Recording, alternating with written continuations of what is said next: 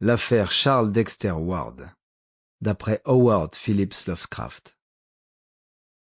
Chapitre 1. Résultats et prologue. Un personnage fort étrange, nommé Charles Dexter Ward, a disparu récemment d'une maison de santé près de Providence, à Rhode Island. Il avait été interné à contre-cœur par un père accablé de chagrin, qui avait vu son aberration passer de la simple excentricité à une noire folie, présentant à la fois la possibilité de tendances meurtrières et une curieuse modification du contenu de son esprit.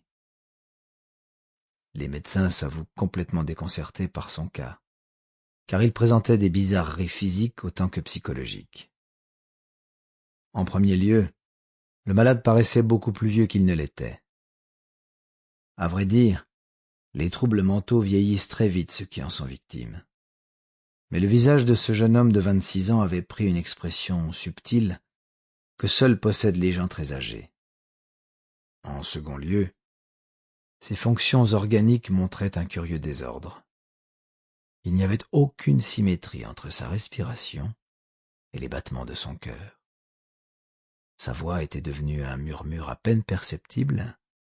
Il lui fallait un temps incroyablement long pour digérer. Ses réactions nervales aux stimulants habituels n'avaient aucun rapport avec toutes celles pathologiques ou normales que la médecine pouvait connaître. La peau était sèche et froide.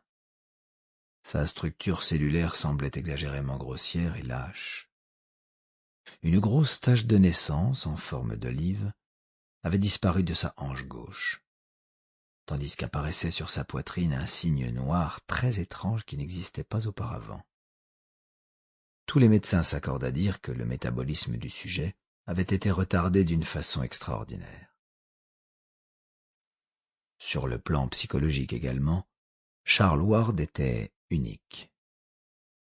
Sa folie n'avait rien de commun avec aucune espèce de démence consignée dans les traités les plus récents et les plus complets. Elle semblait être une force mentale qui aurait fait de lui un génie ou un chef si elle n'eût été bizarrement déformée.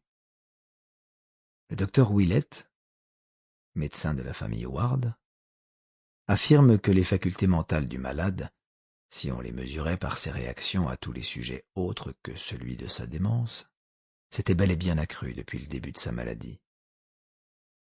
Le jeune Ward avait toujours été un savant et un archéologue, mais même ses travaux les plus brillants ne révélaient pas la prodigieuse intelligence qu'il manifesta au cours de son examen par les aliénistes. Sample complete. Ready to continue?